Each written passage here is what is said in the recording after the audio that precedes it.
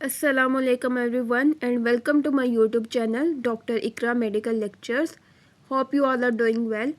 सो lecture शुरू करने से पहले आप लोगों से एक रिक्वेस्ट है कि अगर आप लोगों को मेरी वीडियोस अच्छी लगती हैं तो आप मेरे चैनल को सब्सक्राइब और शेयर करना मत भूलिएगा ताकि मैं इसी तरह ही आपके साथ अपने मेडिकल लेक्चर्स को शेयर करती रहूँ।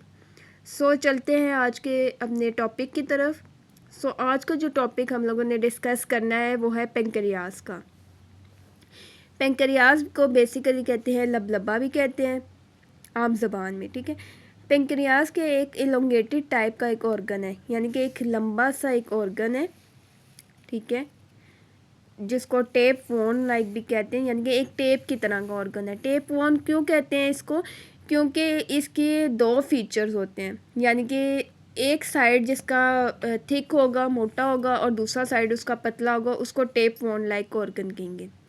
जैसे कि पेंक्रियास में भी देखा जाए कि इसका एक साइड जो है वो थिक है और एंड है, और दूसरा जो एंड है ना इसका वो थिन है, तो इसलिए इसको टेप वोन लाइक ऑर्गन कहते हैं, ठीक है। और ये एक एलोंगेटेड ऑर्गन है जो कि इसकी अगर लोकेशन की बात की जाए तो ये कहाँ पे प्रेजेंट है? पोस्टीरियर एब्डोमिनल वॉल में। पोस्टीरियर एब्डोमेन वॉल में प्रेजेंट है। पोस्टीरियर एब्डोमेन वॉल में किस जगह पे प्रेजेंट है? कि जो जैसे कि स्टमक है हमारा, उसके बिल्कुल पीछे प्रेजेंट है। ये स्टमक का अलग से मैंने टॉपिक डिस्कस किया है, आप वो वाली वीडियोस भी देख सकते हैं। तो स्टमक जो हमारा मैदा है उसके बिल्कुल पीछे वाली साइड पे प्रेजेंट है, और इसकी लोकेशन भी सेम वही है जो कि स्टमक वाली लोकेशन है। जिस तरह स्टमक की लोकेशन थी कि उसमें जो है वो एपिगैस्ट्रिक रीजन और लेफ्ट हाइपोकोंड्रिक और एम्बलाइकल रीजन उधर प्रेजेंट था, तो सेम पेंक्रियास की भी यही लोकेशन है कि ये भी उसी जगह पे ही प्रेजेंट है। जैसे कि रीजन्स और क्वाड्रेंट्स की बात आ जाए, जैसे कि हमने को लास्ट वीडियो जो कि स्टमक की एनाटमी में भी डिस्कस किया था, उसमें 9 रीजन्स और 4 क्वाड्रेंट्स बताए थे। तो रीजन्स और क्वाड्रेंट का जो जो जो टॉपिक है ना वो आप लोग वहाँ से भी सीख सकते हैं। पेंक्रियाज की भी जो लोकेशन है ना वो सेम है जैसे कि स्टमक की लोकेशन है, ठीक है। अच्छा, एक ही होगा। देन उसके अगर हम लोग स्ट्रक्चर की बात की जाए ना तो पेंक्रियाज का क्या है कि ये एक डुअल लाइक स्ट्रक्चर है, डुअल ऑर्गन है। डुअल ऑर्गन मीन कि इसके दो काम है। पेंक्रियाज दो काम परफॉर्म करता है, एक तो एक्सोक्राइन फंक्शन परफॉर्म करता है और एक एंडोक्राइन फंक्शन परफॉर्म करता है।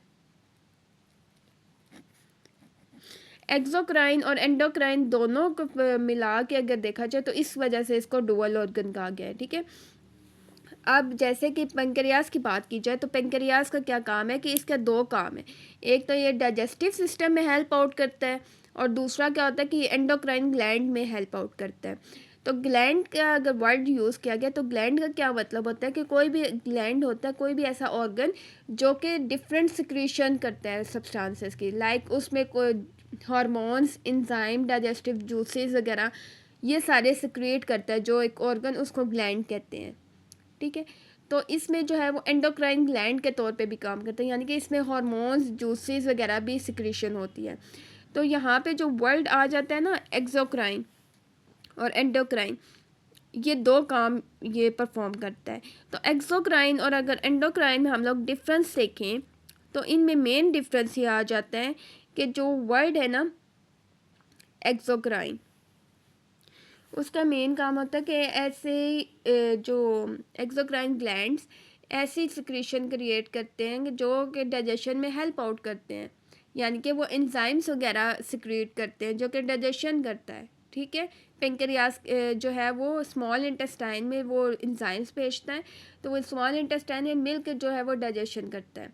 दैट एंडोक्राइन का मेन मतलब है कि ऐसे जो है वो सिक्रीशन होती है वहाँ पे कि जो क्या करता है कि हार्मोन्स वगैरह प्रोड्यूस करता है, ठीक है। हार्मोन्स का क्या काम होता है कि वो जाके ब्लड शुगर लेवल को जो है वो मेंटेन करता है।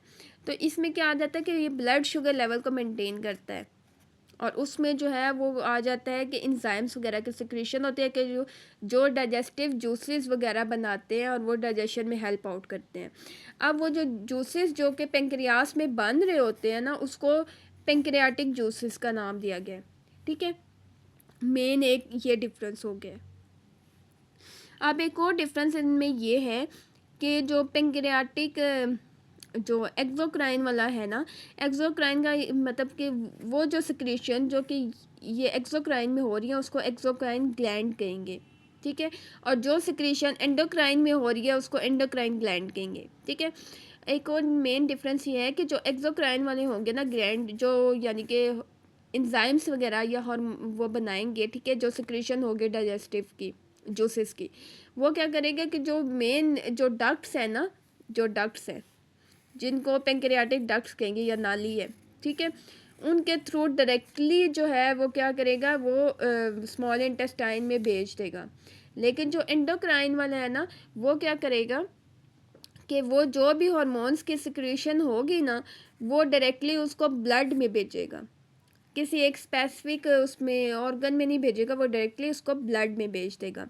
दूसरा कि जो पेंक्रियाज है ना, उसका मेनली जो है वो 95% जो पार्ट है ना वो एक्सोक्राइन वाले परफॉर्म करते हैं, और जो पीछे 5% जो रह जाता है ना वो एंडोक्राइन परफॉर्म करता है, ठीक है।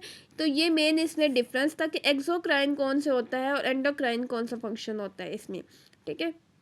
अगर हम पेंक्रियाज के स्ट्रक्चर को देखें ना, तो ये जो है वो हमारे पास आ जाता है। अच्छा, पार्ट्स की बात की जाए ना, तो बेसिकली जो है वो 4 पार्ट्स हैं पेंक्रियाज के। सबसे पहला जो पार्ट है ना उसको कहेंगे हेड ऑफ पेंक्रियाज, ठीक है। हेड ऑफ पेंक्रियाज की बात की जाए ना, तो ये जो है वो सी शेप लाइक एक पार्ट है, ठीक है। ये थोड़ा सा वाइड पार्ट है, सी शेप लाइक पार्ट है। ये आ रहा है हमारे पास ड्यूडनम की एक ड्यूडनम जो कि स्मॉल इंटेस्टाइन का पहला पार्ट है, ये वो आ रहा है, ठीक है। और ये वाला जो है वो आ जाता है head of the pancreas. Head के साथ छोटा सा नीचे से एक और उभरा हुआ पार्ट आ जाता है जिसको यूनिकेट प्रोसेस कहते हैं। जैसे कि अगर इस डायग्राम में भी आपको दिखाया जाए तो ये वाला जो पार्ट है ये हेड आ जाता है, ठीक है, हेड ऑफ द पेंक्रियाज। इसके साथ एक और उभरा हुआ नीचे पार्ट आ रहा है जिसको यूनिकेट प्रोसेस कहेंगे, ठीक है।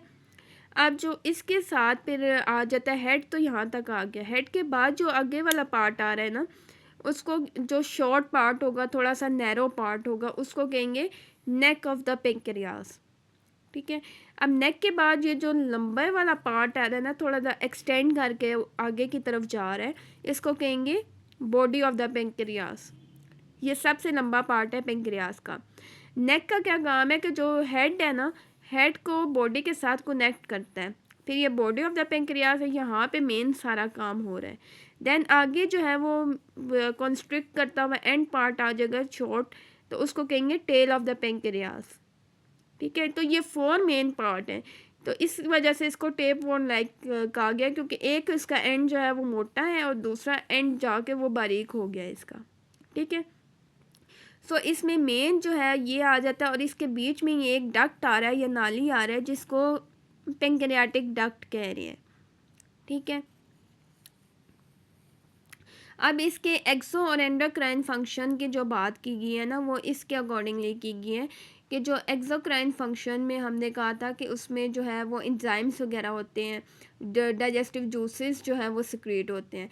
तो ये जो नाली होगी ना, इसके थ्रू ही वो आता आता ये मेन जो ड्यूटनम वाली जगह है ना, इसमें एक सुराख होगा जिसके थ्रू ओपनिंग होगी, ठीक है। उसको क्या कहेंगे, उसको कहेंगे ड्यूडनल पेपला कहेंगे या फिर एम्पुला ऑफ वाटर भी कहेंगे, ठीक है। वो इसमें आ जाएगा, जैसे कि इस डायग्राम में आप देख सकते हैं कि ये वाला जो है इसको ड्यूडनल पेपला और एम्पुला ऑफ वाटर कहेंगे, ठीक है। अब मेन चीज़ ये समझने की है कि जो एक्सोक्राइन फंक्शन में हम लोगों ने पढ़ा है उसमें सेल्स आ जाते हैं, ठीक है। एक्सोक्राइन जो फंक्शन परफॉर्म करते हैं ग्लैंड, उसमें मेन जो सेल आ जाते हैं उसको कहेंगे एसिनाई सेल, ठीक है। एसिनाई सेल है ये वाला।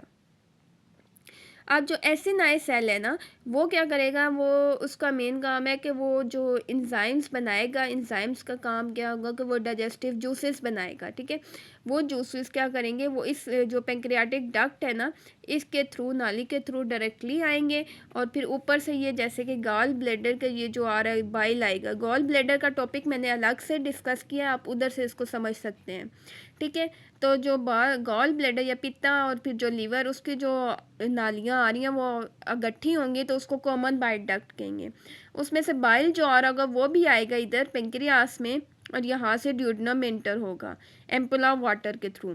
तो ये आपस में मिक्सिंग होगी डाइजेस्टिव जूसेस की, ठीक है। तो वो फिर जो भी काइम यानी कि जो फूड स्टमक में डाइजेस्ट हुआ होगा उसको काइम कहते हैं। तो वो काइम जो आएगा शॉर्ट अमाउंट में, तो उसको क्या करेंगे, ये मज़ीद उनके डाइजेशन करेंगे, ठीक है। तो इसका यही है मेन कि इसमें एसएनआर सेल्स कहा जाता है। एसएनआर सेल्स में अब जो कौन कौन से यहाँ से डाइजेस्टिव जूसेस बनेंगे, तो सबसे पहले जो आ जाता है इसमें ट्रिप्सिन और काइमोट्रिप्सिन, ठीक है, वो रिलीज़ होंगे, उनकी सिक्रीशन होगी। अब ट्रिप्सिन और काइमोट्रिप्सिन क्या करेंगे, जैसे कि हमें पता है कि फूड जो भी इनटेक करता है, तो फूड जो क्या होता है उसमें या तो 3 किस्म के होते हैं उसमें, ठीक है। जैसे कि बायोकेमिस्ट्री में भी पढ़ा है, कार्बोहाइड्रेट, प्रोटीन या लिपिड्स की फॉर्म में होता है। तो जो ट्रिप्सिन और काइमोट्रिप्सिन होगा ना, वो क्या करेगा, प्रोटीन को डाइजेस्ट करेगा। एमालेस फिर जो सेकंड में आ जाएगा, एमालेस क्या करेगा, वो कार्बोहाइड्रेट को डाइजेस्ट करेगा, और लाइपेज जो है वो लिपिड या फैट को डाइजेस्ट करेगा। तो ये क्या होगा, ये हमारे पास पेंक्रियाटिक जूसेस है जो कि इन चीज़ों को डाइजेस्ट करेंगे। देन हम लोग एंडोक्राइन फंक्शन की बात की जाए, तो ये वाले जो है ना वो सारे ये तो एसिनार सेल्स आ जाते हैं। तो एंडोक्राइन जो सिक्रीशन करते हैं वो एंडोक्राइन ग्लैंड करते हैं। तो यहाँ पे जो सेल्स होंगे ना छोटे छोटे, इन सेल्स को कहेंगे आइसलेट ऑफ लैंगरहान।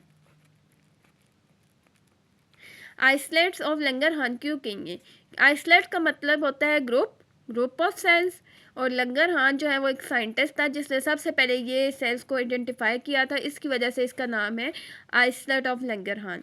यानी कि इसमें एक सेल नहीं होंगे, ज़्यादा सेल ग्रुप की फॉर्म में होंगे, ठीक है। तो इस वजह से इसको आइसलेट ऑफ लैंगरहान कहेंगे। ये जो सेल्स होंगे ये करेंगे हार्मोन्स रिलीज़ करेंगे जो कि डायरेक्ट ब्लड में जाएंगे और शुगर लेवल को मेंटेन करेंगे। अब आइसलेट्स ऑफ लैंगरहान की बात की जाए, तो इसमें जो है वो आइसलेट्स ऑफ लैंगरहान, अच्छा, इसमें जो है वो 3 किस्म के सेल प्रेजेंट होते हैं, ठीक है। आइसलेट ऑफ लैंगरहान के जैसे कि ये स्ट्रक्चर देखा जाए, तो सबसे पहला जो इस तरह का सेल होगा उसको कहेंगे अल्फा सेल, ठीक है। फिर सेकंड नंबर पे और इसके साथ सेल होंगे जिसको कहेंगे बीटा सेल, और थर्ड पे एक और सेल होगा जिसको कहेंगे डेल्टा सेल। तो ये 3 टाइप के सेल से मिल के बना हुआ होता है, ठीक है। सबसे पहले जो है वो अल्फा सेल, उसका क्या काम होगा कि वो ग्लूकागोन को रिलीज़ करेगा, और जो देन सेकंड पे बीटा सेल है उसका क्या काम होगा कि वो इंसुलिन को रिलीज़ करेगा, और जो डेल्टा सेल है वो है सोमैटोस्टेसिन को रिलीज़ करेगा।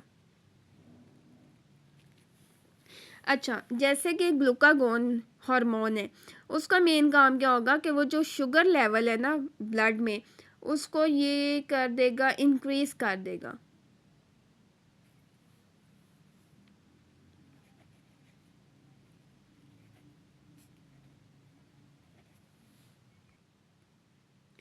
अब ग्लूकागोन का ये काम है कि वो शुगर लेवल को बढ़ा देगा ब्लड में, ठीक है। तो एट अ टाइम जो एक और hormone beta cell hormone release करेंगे इंसुलिन, इंसुलिन क्या करेगा, उसका शुगर लेवल को कम कर देगा। तो यानी कि इन दोनों सेल से जो हार्मोन रिलीज़ हो रहे हैं ग्लूकागोन और इंसुलिन, इनका क्या काम होगा कि शुगर लेवल को आपस में न्यूट्रलाइज करेगा, यानी कि एक जो है वो उसको कम करेगा, दूसरा उसको ज़्यादा करेगा। तो इसकी वजह से क्या होगा कि शुगर लेवल जो है वो बैलेंस रहेगा ब्लड में। अगर फॉर एग्ज़ाम्पल इन केस कि अगर इंसुलिन जो है वो पेंक्रियास ने बनाना छोड़ दिया है, ठीक है, बीटा सेल्स काम ख़राब हो गया काम उसका, तो इंसुलिन बनाना छोड़ दिया है, तो उस कंडीशन में क्या होगा कि ग्लूकागोन बहुत ज़्यादा बनना शुरू हो जाएगा, तो ब्लड शुगर लेवल ज़्यादा हो जाएगा शुगर। तो उस कंडीशन में क्या हो जाता है कि जो कंडीशन या डिज़ीज़ हो जाती है तो उसको कहते हैं डायबिटीज़ मेलाइटस। ठीक है, तो यानी कि शुगर की जो बीमारी इस वजह से होती है कि जब इंसुलिन लेवल जो है वो या तो बिल्कुल ही ख़त्म हो जाता है, बनता ही नहीं है, या फिर बनता है लेकिन वो प्रॉपरली पहुंचता नहीं है या प्रॉपरली अपना फंक्शन परफॉर्म नहीं करता। तो इस वजह से इसको टाइप 1 टाइप 2 ये जो डायबिटीज़ की कंडीशन है ना, इस वजह से होती है, इंसुलिन की वजह से या हार्मोनल इनबैलेंस की वजह से। सो ये मेन जो है ना इसका आ जाता है, स्ट्रक्चर आ जाता है, मेन अंदर का फंक्शन आ जाता है इसका, पेंक्रियास का।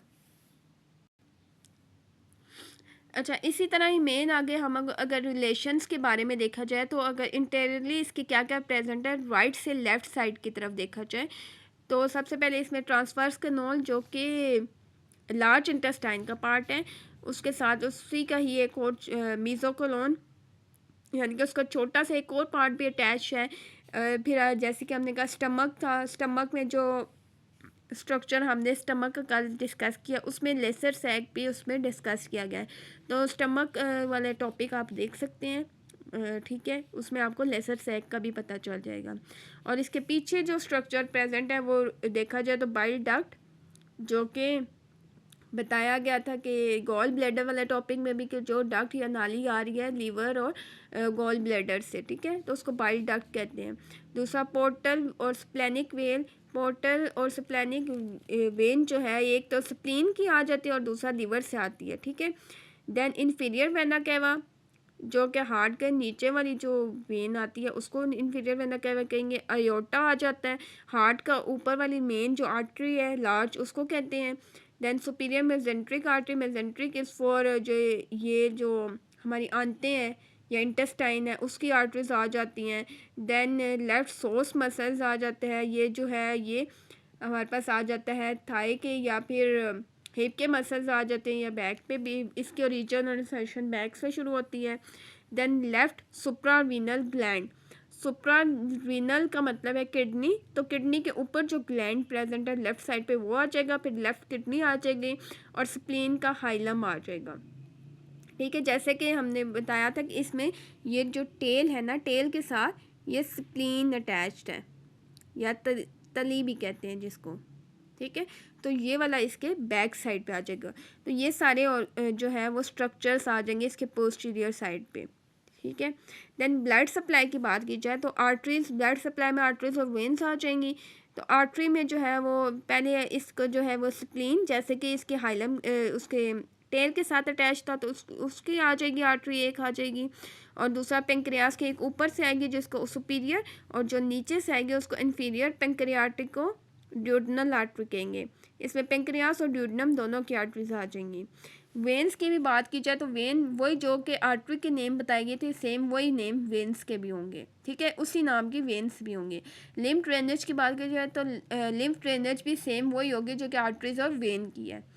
देन नर्व सप्लाई कौन सा कर है, जैसे कि स्टमक में भी हम लोगों ने यही पढ़ा था कि सिंपैथेटिक और पैरासिम्पैथेटिक जो नर्व्स हैं वो सप्लाई करती है इस रीजन को, यानी कि उसमें कौन सी नर्व आ गई थी, वेगल नर्व या वेगस नर्व। वेगस जैसे कि बताया कि क्रेनियल नर्व नंबर 10 है, तो इस अगर ये नर्व का देखना है तो मेरी एक और वीडियो है जिसमें मैंने बताया हुआ क्रेनियल नर्व्स के बारे में, तो उसको आप देख सकते हैं। तो ये वाली जो नर्व है तो वेगस नर्व ये भी जो है वो मेन जो है वो पेंक्रियास को सप्लाई करती है। तो ये मेन जो था जितना भी ये पेंक्रियास का जो है वो स्ट्रक्चर था उसके फंक्शन वगैरह बताए गए हैं। तो अगर आप लोगों को कुछ भी इसमें जो है वो मुश्किल पार्ट लगता है या कुछ भी आप लोगों को समझ ना आया हो तो क्वेश्चन है अगर आप लोगों का कुछ, तो वो आप मुझसे कमेंट सेक्शन में पूछ सकते हैं। आई होप सो कि आप लोगों को मेरी वीडियोस जो है वो अच्छी लगी होंगी। अगर आप लोगों को मेरी वीडियो अच्छी लगी है तो आप सब्सक्राइब और शेयर करना मत भूलिएगा। And thanks for watching the video.